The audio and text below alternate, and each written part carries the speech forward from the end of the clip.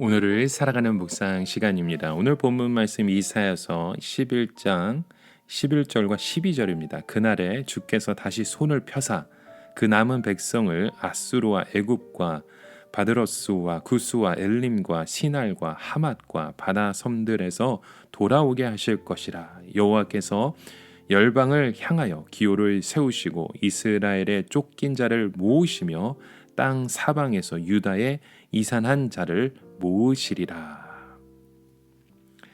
자, 오늘 본문 말씀 속에 보면 하나님께서 예수 그리스도를 통하여 온 세상이 하나님께로 돌아오게 하시는데 그 순서를 정하시는 모습을 봅니다. 이 하나님께서 열방을 돌아오게 하시는데 그냥 아무렇게나 돌아오게 하시는 것이 아니라 이스라엘의 남은 자를 먼저 돌아오게 하시겠다는 말씀을 하시죠. 주께서 다시 손을 펴사, 마치 옛날 이스라엘 백성들이 출애굽할 때에 하나님께서 능력을 행하셨던 것처럼 또다시 그런 능력으로 이스라엘 백성들을 먼저 구원하시겠다고 말씀하시는 겁니다. 자, 그렇게 하시는 이유가 무엇일까요? 하나님의 언약은 변함이 없다는 것이죠. 하나님의 언약의 특징이 있습니다. 하나님께서는 누구를 통하여 구원하시겠다고 하시면 반드시 그렇게 하십니다. 그러나 그들이 하나님의 언약을 가지고 하나님을 이용하려고 하면 하나님께서는 그들을 버리시고 다른 사람을 통하여 그 일을 행하게 하십니다. 다시 말해서 하나님께서는 사람이 악하다고 해서 하나님의 계획을 취소하지는 않습니다. 우리들은 내가 선한 계획을 가지고 있는데 상대방이 나를 실망시키면 그 계획 자체를 취소시켜 버리는 경우가 많습니다. 그러나 하나님은 절대로 계획은 취소하시지 않습니다. 그것을 그대로 밀고 나아가시는데 대신 믿음 있는 사람을 통하여 그 일을 하신다는 거예요. 하나님을 이용할 수 있다고 생각하는 사람은 정말 어리석은 겁니다. 하나님은 절대로 이용당하시는 분이 아닙니다. 내가 아니면 하나님은 아무 일도 못하시겠지라고 생각하는 사람은 스스로 속고 있는 것이죠. 하나님은 누구를 통해서든 그 뜻하시고 계획하신 바를 다 이루시는 분이십니다. 물론 하나님은 여전히 이스라엘을 사랑하시죠. 단지 이스라엘이 그 사랑을 받을 위치에 있지 않았던 것입니다. 하나님은 혈통을 보시는 분이 아닙니다. 그 중심에 아브라함 같은 믿음이 있느냐 하는 것을 보시는 분입니다. 아브라함이 오직 하나님 한 분 믿고 무엇이든지 했던 바로 그 믿음을 하나님을 원하시는 겁니다. 여러분, 믿음은 나를 완전히 상대방에게 맡기는 것입니다. 아브라함은 그렇게 했습니다. 하나님은 우리에게 언제나 좋은 것을 주시는 분입니다.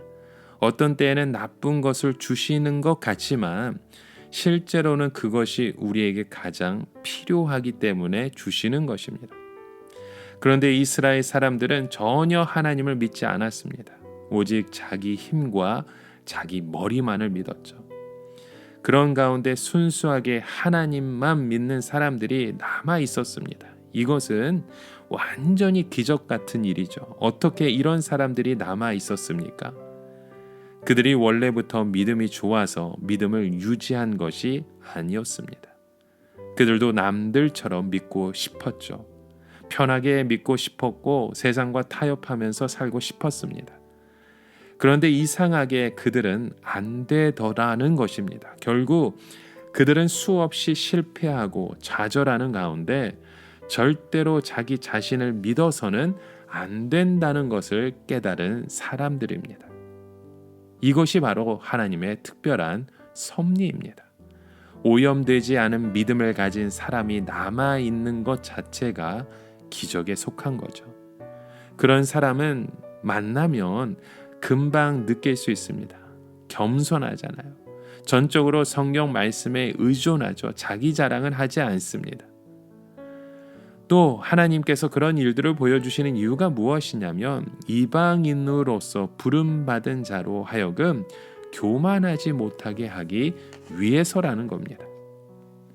이방인으로부터 부르셨으면 그들은 자기들이 잘나서 구원받은 줄 알 것입니다. 그런데 이스라엘의 남은 자부터 구원하시는 하나님의 사역을 통해서 엄청난 역사가 있었다는 것을 알게 됩니다. 그것은 바로 하나님께서 그렇게 사랑하셔서 독수리의 날개로 덮듯이 인도하여 내신 이스라엘 자손이 교만함으로부터 하나님께 버림받고 아주 소수만 구원의 대열에 서게 되었다는 것이죠. 이렇게 이스라엘 백성들은 하나님께서 특별하게 사랑하신 민족이었습니다. 구약 성경 여러 곳에서 그런 사실을 우리는 발견하게 되죠.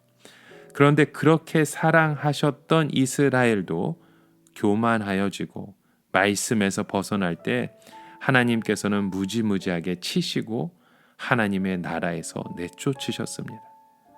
그런 것을 생각하면 은혜 안에서 얼마나 두려워하고 조심해야 하겠습니까? 사실 우리가 가장 조심해야 하는 대상은 내가 제일 사랑하는 사람일 것입니다. 왜냐하면 내가 가장 사랑하는 사람을 잃는다면 너무 큰 것을 잃게 되기 때문이죠. 늘 싸우고 욕하던 사람을 잃는 것은 전혀 아쉬울 것이 없습니다. 그러나 가장 사랑하던 사람을 잃는다는 것은 너무나도 큰 손실입니다. 사도 바울은 빌립보 교인들에게 두렵고 떨림으로 너희 구원을 이루라 라고 했습니다. 이것은 하나님을 무서워하고 공포심으로 부들부들 떨면서 신앙생활 하라는 뜻이 아닙니다. 하나님은 너무나도 좋은 분이시죠. 하나님은 각양 좋은 은사와 온전한 선물을 우리에게 주시는 분이십니다. 이렇게 좋은 하나님의 마음을 아프게 하고 그분을 잊는다는 것은 너무나도 바보스러운 짓이라는 뜻입니다. 그렇다면 하나님께서 이방 민족을 구원해 주시겠다는 이유가 무엇입니까? 이방인의 구원을 통하여 이스라엘 자손으로 시기하게 하시기 위해서입니다. 여러분, 아이가 너무 고집이 세서 불러도 쉽게 오지 않는다면 엄마는 다른 아이를 안아줄 수 있습니다. 그러면 시기심 때문에 마지못해서 아이들은 엄마에게 옵니다. 고집스러운 이스라엘 백성들도 이방인들이 하나님 앞에 돌아와서 변화되는 것을 보면 자기들이 틀렸다는 것을 알고 마지못하는 척 돌아오는 사람들도 있을 것입니다. 신앙에서 가장 중요한 것은 바로 이런 변화의 능력입니다. 사람이 변하는 것이 능력이고 기적입니다. 복음의 능력이 무엇입니까? 어떤 사람이든지 변할 수 있다는 것입니다. 여러분, 변화가 없다는 것은 죽은 신앙입니다.